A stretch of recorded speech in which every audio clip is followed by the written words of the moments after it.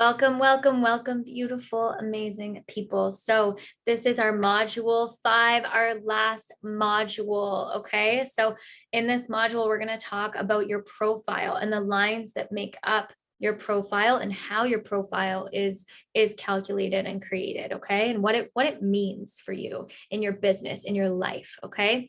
So first we're going to start talking about lines, and that's going to be this first video, and then we'll jump into the profiles. All right, let's get into it. So the lines, there are 6 lines in human design. These are from the I Ching, okay? So the book of changes that I talked about in the first module. The 6 lines are: the first line is the investigator. The second line is the hermit. The third line is the martyr. The fourth line is the opportunist. Fifth line is the heretic, and the sixth line is the role model. Okay, so based off of what lines you have in your profile, so within your human design, you're going to relate to the world differently, right? You're going to relate to the world differently. You're going to think differently. And the way your energy interacts with the world is going to be different based off of the lines that you have activated. Okay. So this also directly correlates to the way that you run your business. So we'll get into that in a moment with each line. So the investigator, let's talk about the characteristics of an investigator, okay? So the investigator is knowledgeable. They have a natural authority that comes through. They are constantly speaking their truth. They're grounded, right? They're very grounded individuals. They're open and honest, okay?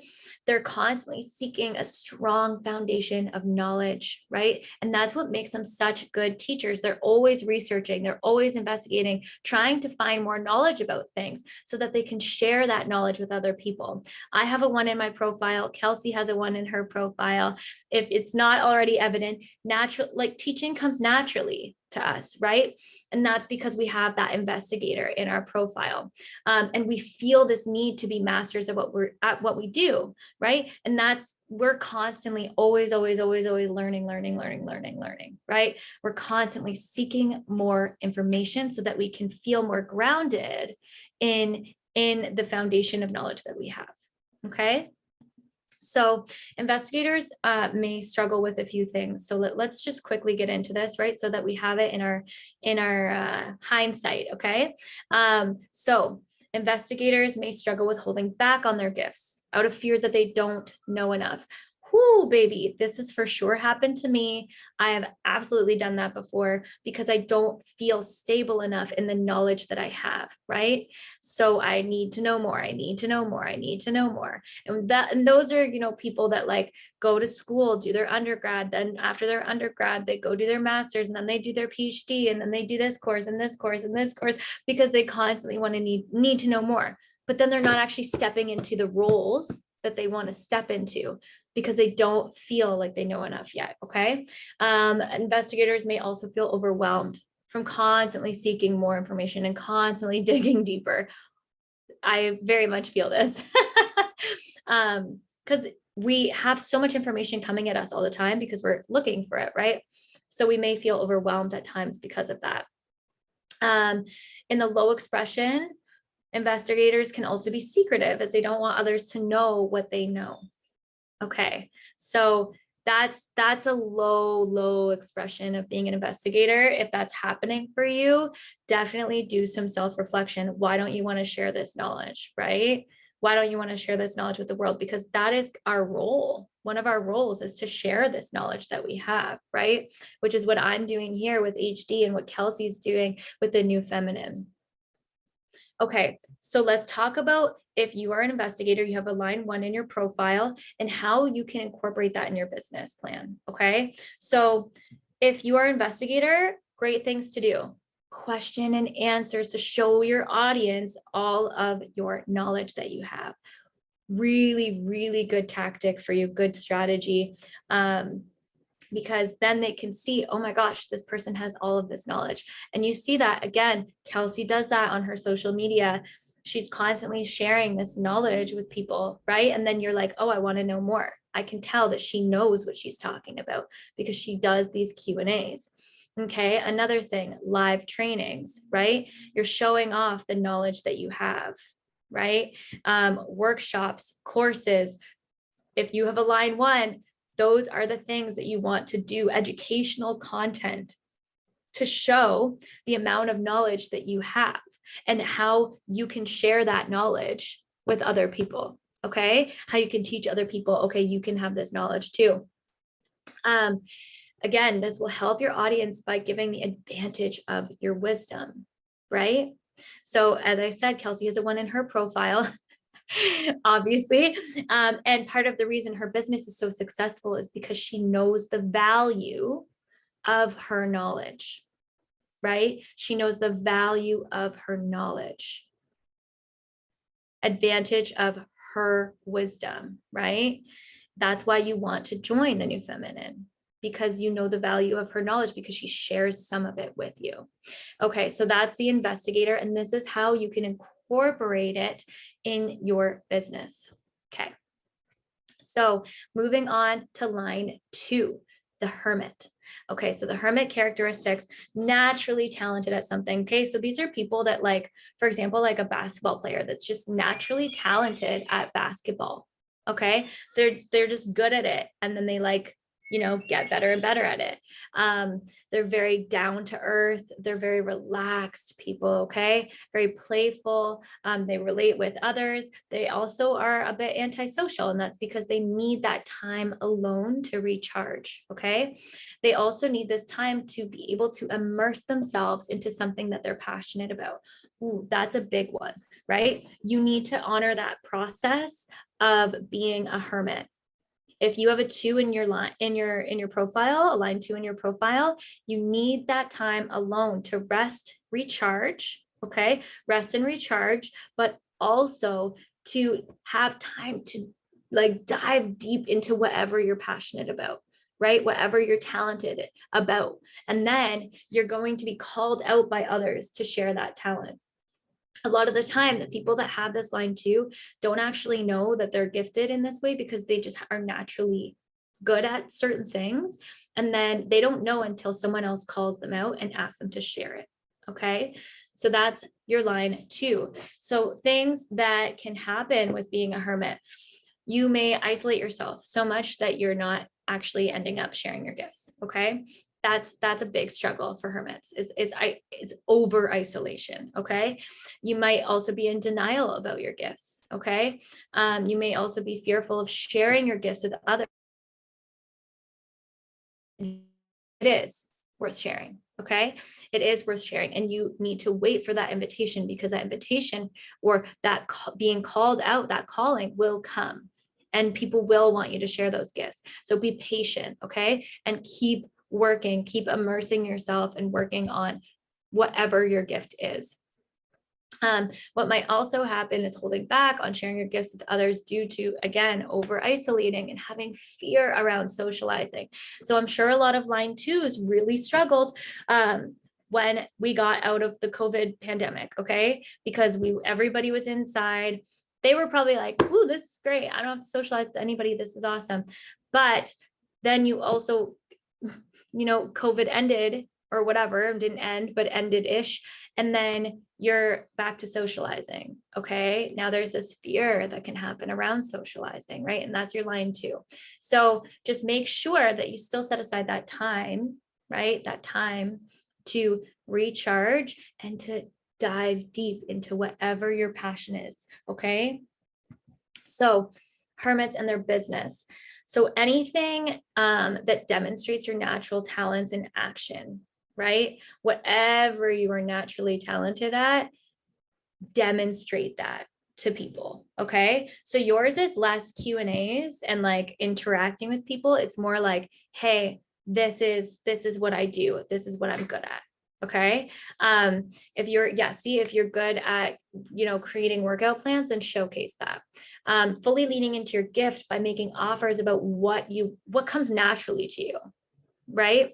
If something, asking for consistent feedback is important for you, because you need affirmation that you're actually gifted, because what you do is so natural to you, right? So again, wait for that call, because once you wait for that call and it comes, then you're going to get that affirmation that you are gifted, you are talented, and that people want whatever you're talented at, right? They want you to share that with the world. So lean into that, wait for that call to come, right? But really lean into your gift by making offers about what what you're naturally gifted at, what naturally comes to you. You know what I mean? That's how you will thrive in your business. Okay, let's go to line 3, the martyr. So, martyr characteristics: live a life of trial and error. Okay, so this is, as a martyr, this is what we do.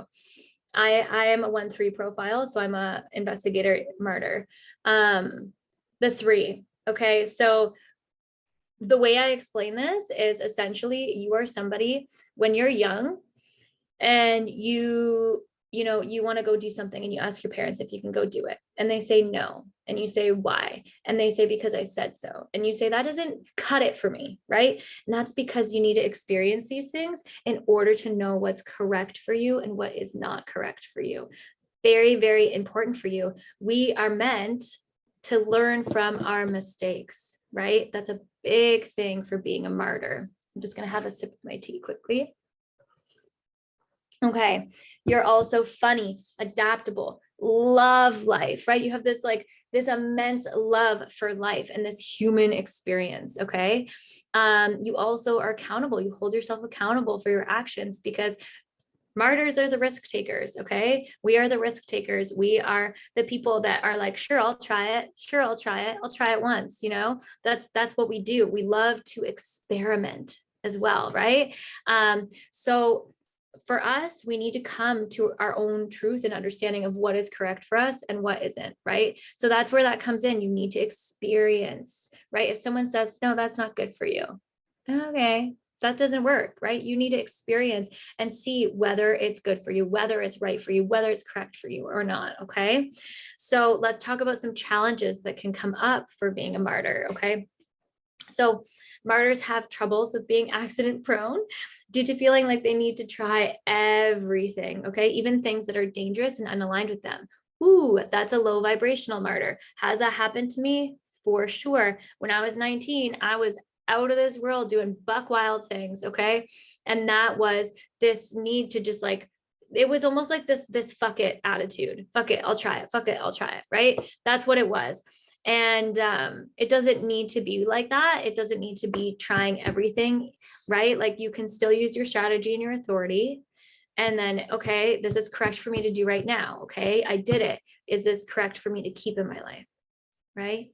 And then you may also challenge with being like, there's a challenge of being like escapist. And then when in a low expression, martyrs also struggle with addiction. This can be addiction to adrenaline, relationships, behaviors, physical things, right? This is what can happen if you have a 3 in your profile and you are in a low vibration of that 3. Okay. So that's when you need to take a step back. Take some alone time, take care of your energy, nourish your energy. And then really reflect, right? Like reflect on, okay, why am I doing literally everything? Is this from, from a place of lack, or is this from a place of learning from my mistakes, right? What's happening here? So reflect on that stuff. Okay. So being a martyr and having a business, one of the best things you can do, okay, I'm going to repeat this. One of the best things that you can do is share your failures with your audience. What does this do? First of all, it humanizes you. It humanizes you, okay? People feel like they can relate to you. They can connect to you, right?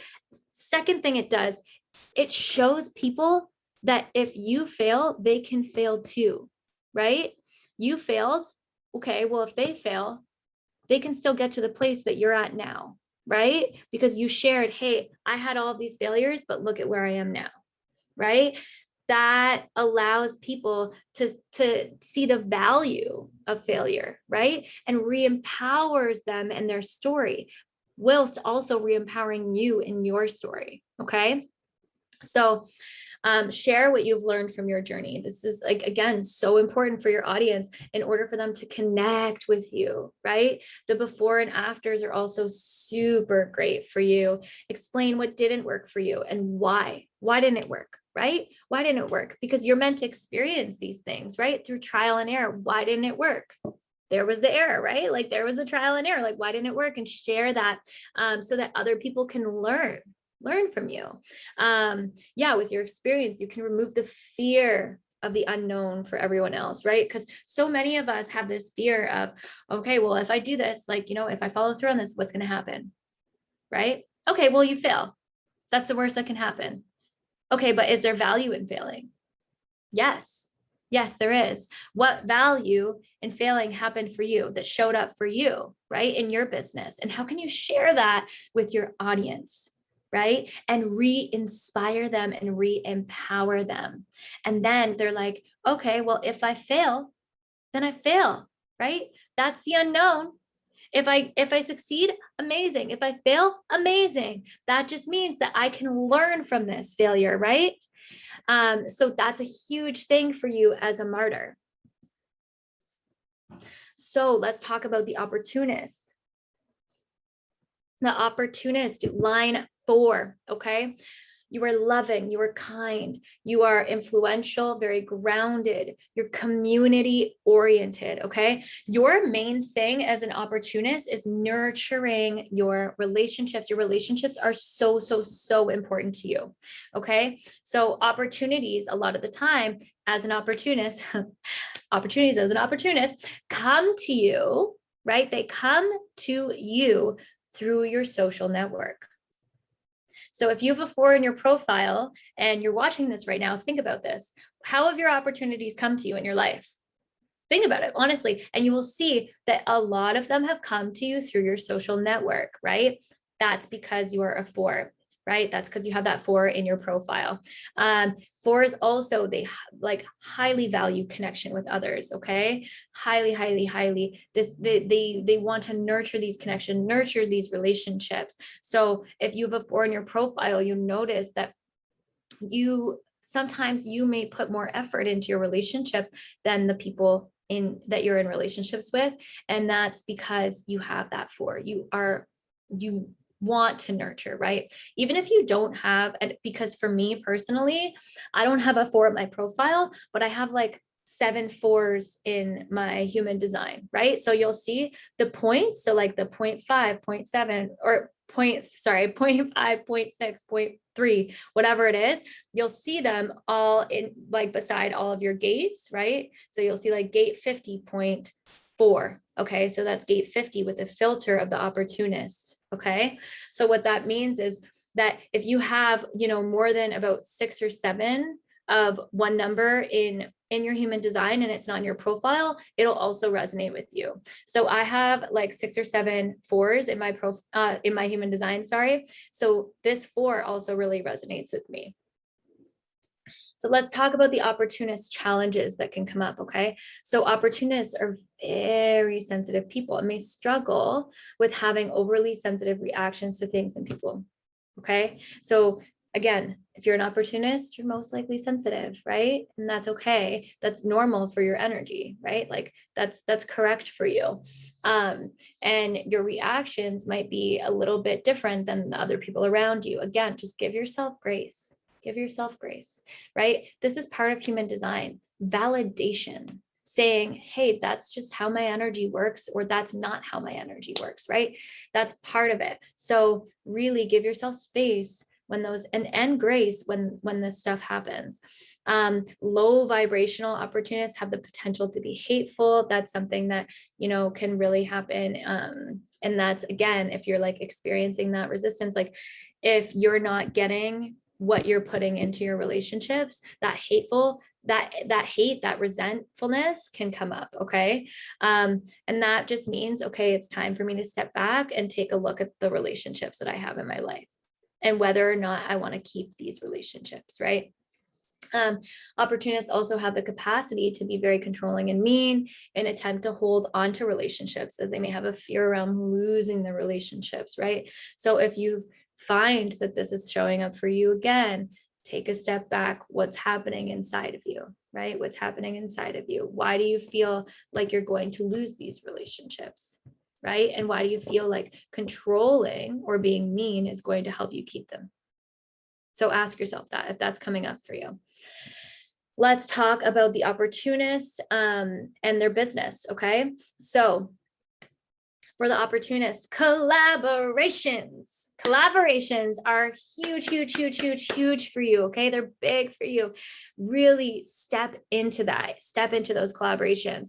Engaging people in their DMs will also work for you as you are like very relationship focused. You bring an open heart to all that you do. So again, like people will feel that, right? So have those individual connections with different people, have those individual conversations with different people, right?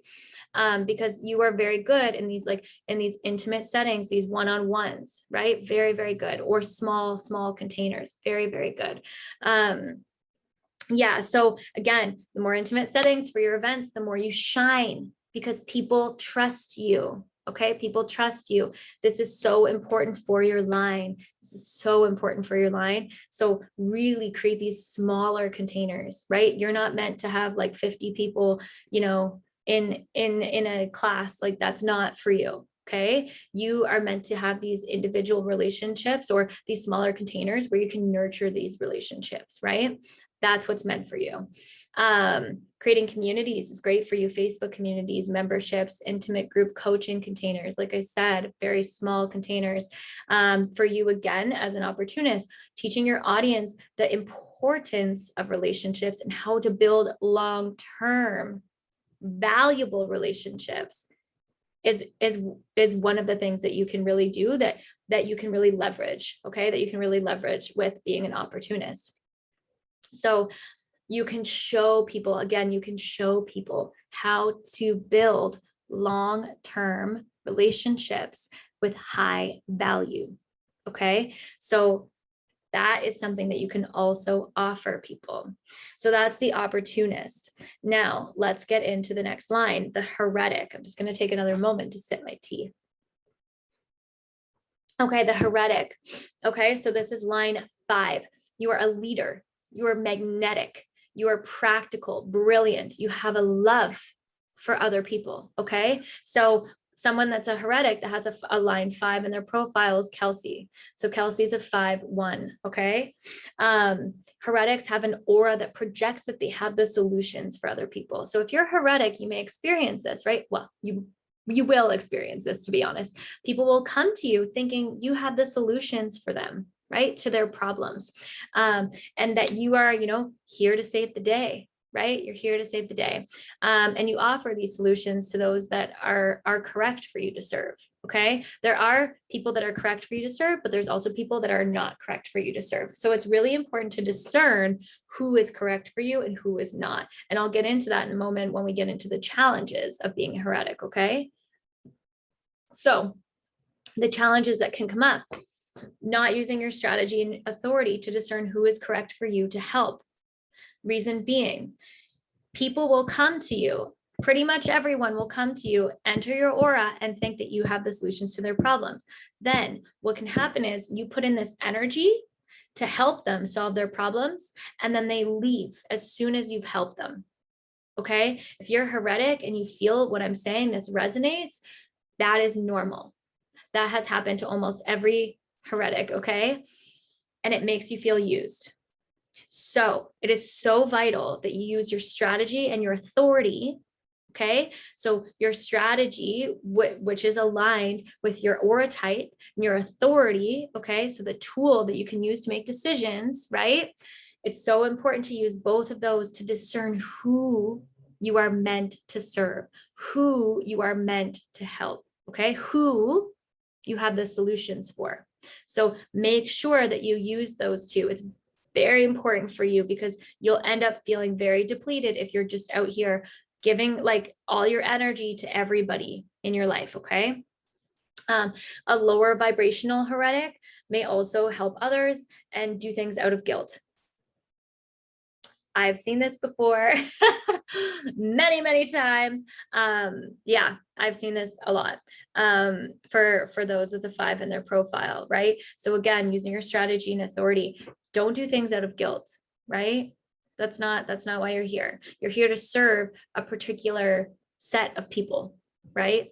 Another low vibrational characteristics that can come up, or challenge that can come up with being a heretic, is, you have the capacity to be manipulative and blaming and paranoid.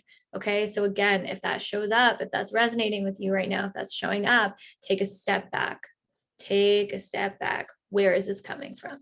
Right? Look within, reflect, because this is something that's happening inside of you. Where is it coming from?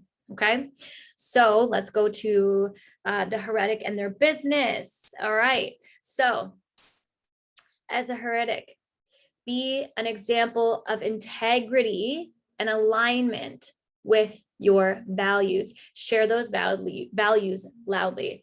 Woo! Okay, heretics are also here to shift people's perspectives, okay? By sharing what you don't agree with and your vision for the world. Let's talk about this. How do you see this with Kelsey, right? Kelsey's profile, again, she, even just with Instagram, she has very polarizing, right?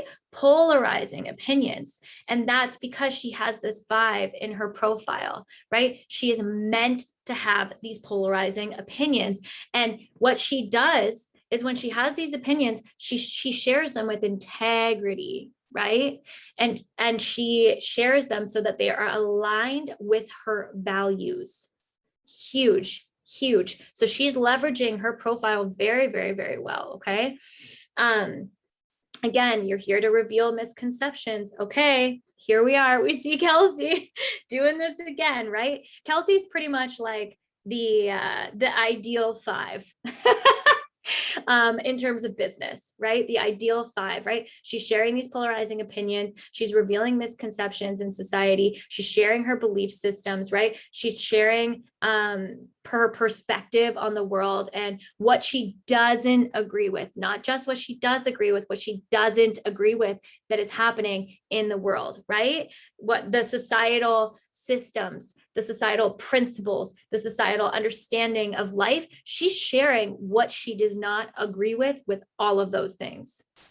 And that is a huge reason why her business is thriving, because she is sharing that. Then, because she's sharing that, the aligned people, the people she is meant to serve, the people that she is meant to give solutions to, are coming to her. Okay. And those are the people that are buying from her.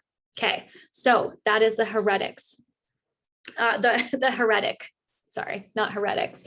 And then let's get into the role model. Okay, so line 6, role model characteristics. You're a visionary, you're authentic, you're trustworthy, you're spiritual. You are known as the wise Buddha archetype. Okay, the role model has a 3-stage life process. Okay, so the first stage is up until you're 30, so up until around your Saturn return.